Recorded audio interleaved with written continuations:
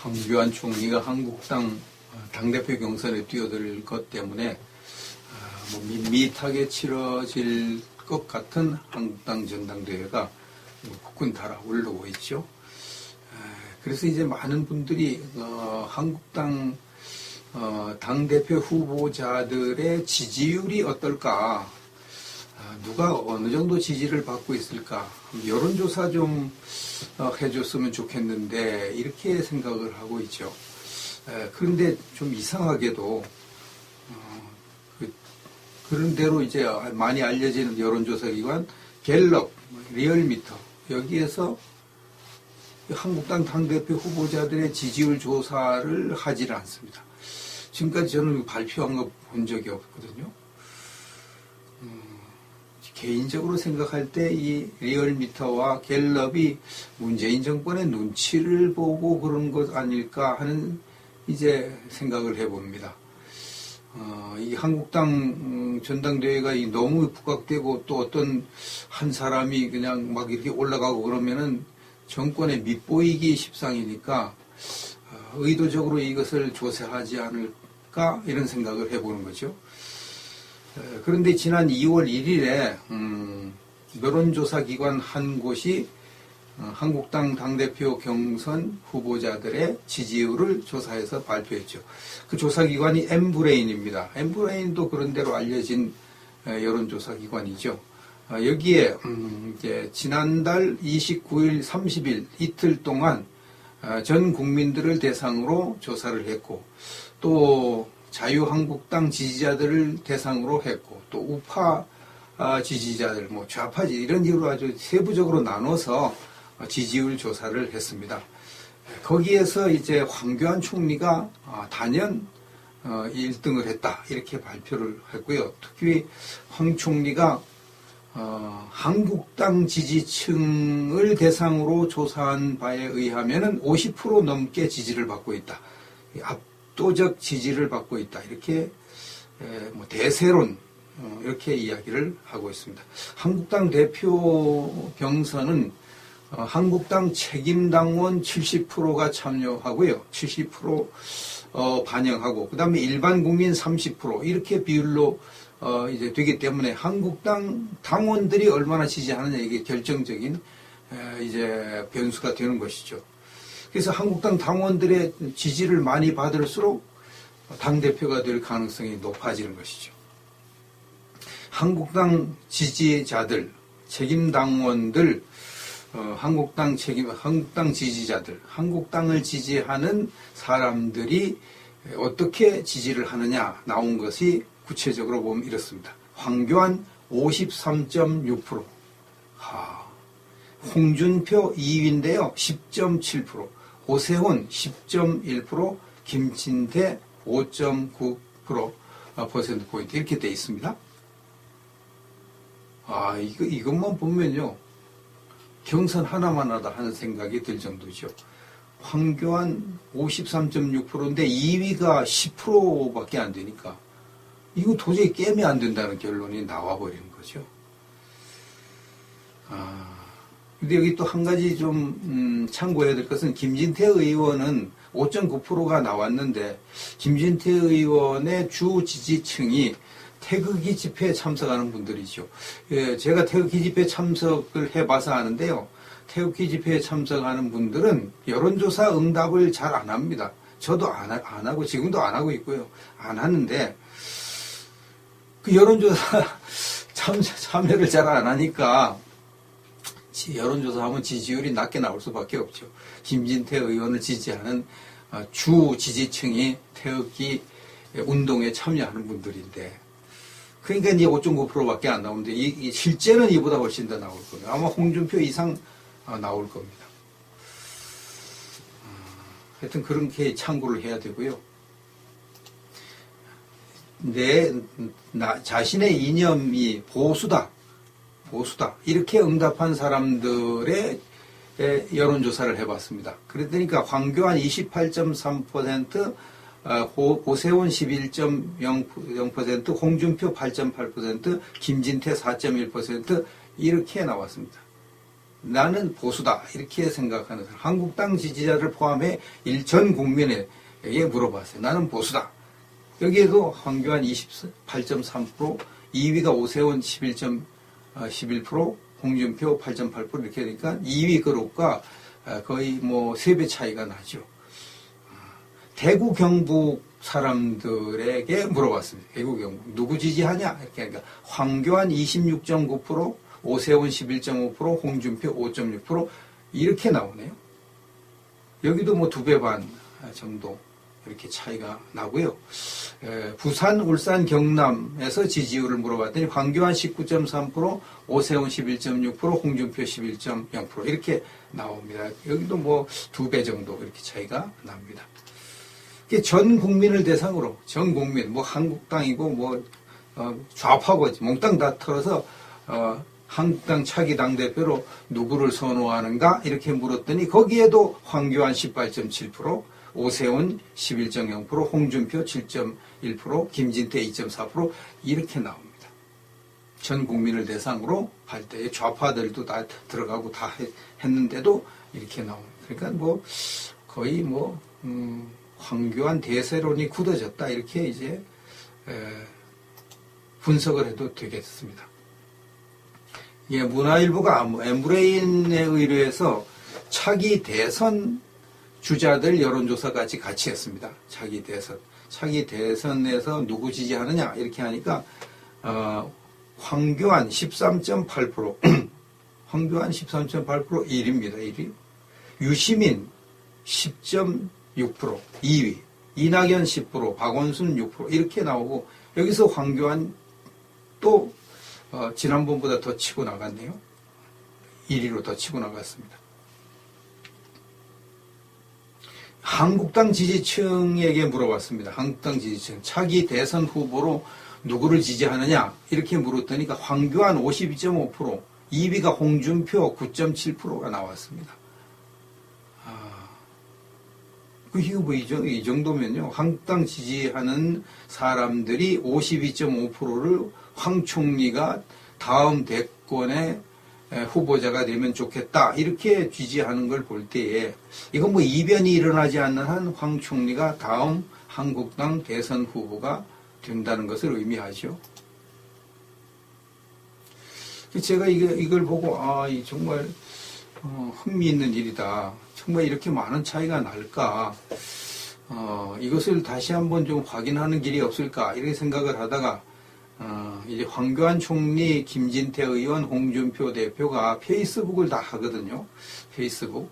그 페이스북에 이제 그 공감하는 혹은 공감하지 않는 사람들의 그 좋아요, 싫어요 참석하는 사람들의 숫자를 보면 어느 정도로 지지하는지 좀 감을 잡을 수 있을 것 같아서 어제 오후 비슷한 시간대에 황교안 총리, 김진태 의원, 홍준표 대표가 페이스북에 글을 쓴 것에 반응을 봤습니다. 반응을 봤어요. 그랬더니 거기에도 역시 황교안이 압도적인 반응이 1위로 나타났는데 황교안은 어제 오후 이제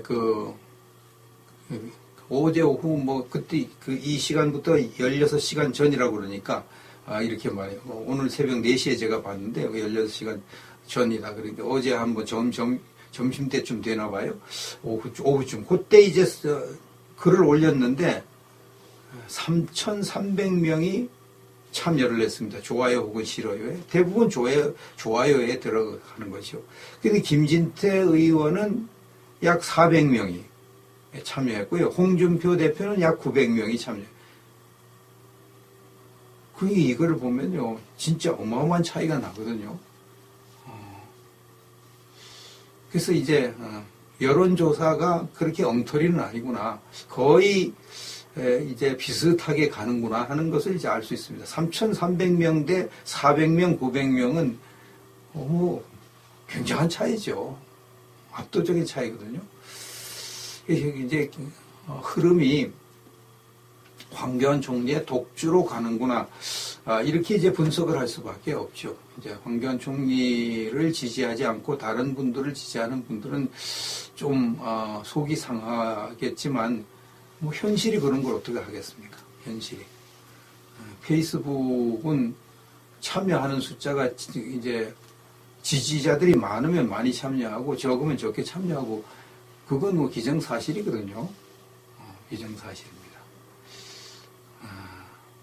황 총리가 페이스북에 글을 하나 올린 것을 소개하도록 하겠습니다. 저는 어제 아내와 함께 노원구에 위치한 홍파복지원을 다녀왔습니다. 복지원에 계신 어르신들에게 명절 인사를 드리고 많은 이야기도 나누었습니다. 저희 아버지와 어머니 옛 모습이 떠올랐습니다. 아버지는 제가 20살이 되던 해에 세상을 떠나셨습니다. 참 대학교 지금 가려고 준비를 딱 하고 있을 때 세상을 떠났습니다. 그래서 대학교 가기를 포기하겠다고 어머니에게 말씀드리니까 내 머리카락을 잘라 팔아도 너 대학교 보내야 된다고 펄펄 뛰어서 할 수 없이 대학교를 갔다 그랬습니다. 아버지 고향은 황해도입니다. 6.25 전쟁이 끝나면 곧 고향으로 돌아갈 수 있으리라는 희망을 품고 빈손으로 월남하셨습니다. 북한에 살다가 모든 재산을 다 두고 이제 완전히 빈손으로 월남을 하셔서 고생한 이런 분들은 이제 안보관이 투철하죠. 공산주의 하면 아주 치를 떨죠.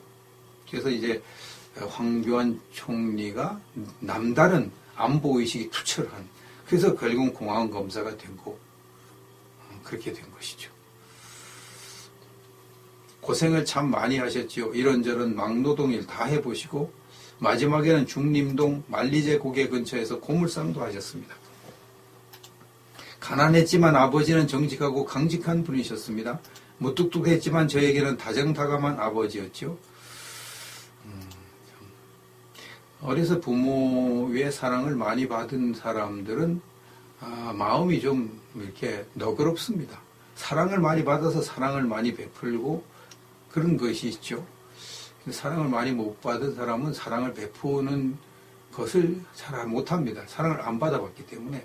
근데 이제 다정다감하게 아버지로부터 사랑을 받았다. 굉장히 이게 성격 형성에 중요하죠.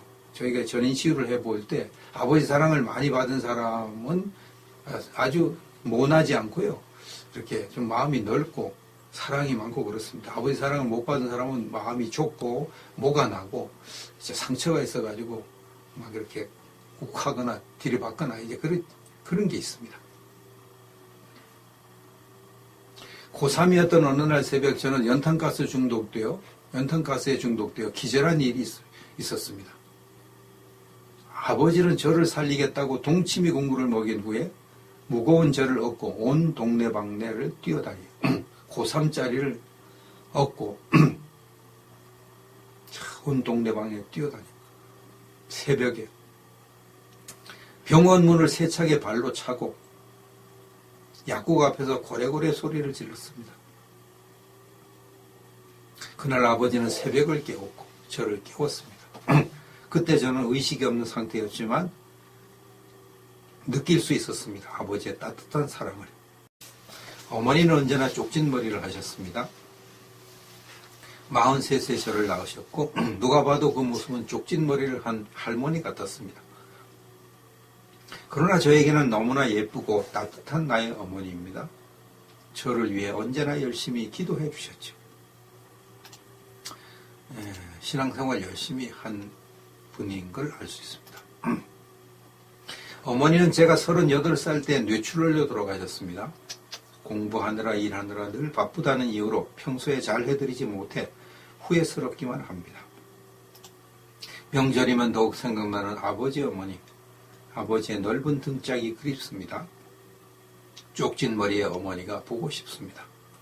가족은 큰 힘입니다. 사회가 변하면서 가족은 점점 더 폭넓은 의미를 가지게 됩니다.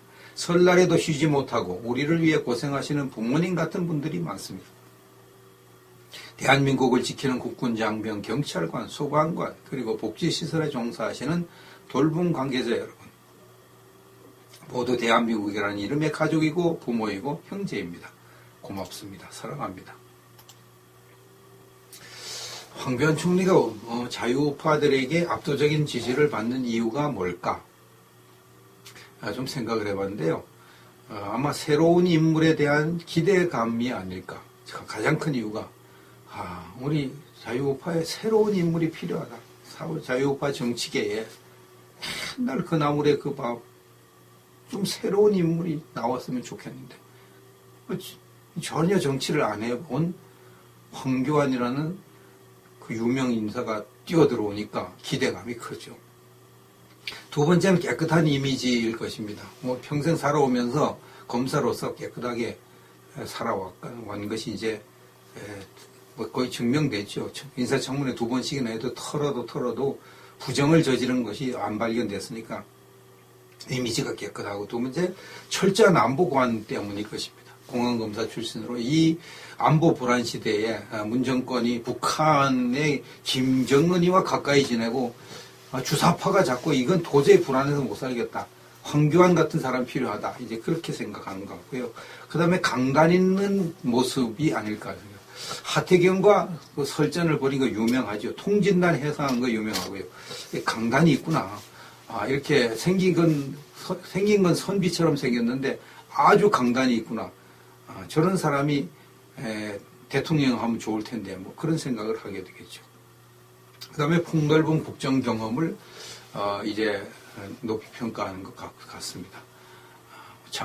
장관부터 뭐 국무총리, 대통령 권한대행까지 다 해봤으니까 대통령 하면 잘할 거 아니겠어? 이런 생각을 하는 것 같습니다. 바라기는 황 총리가 초심을 잃지 말고 끝까지 자기의 소명을 잘 감당하면 좋겠습니다.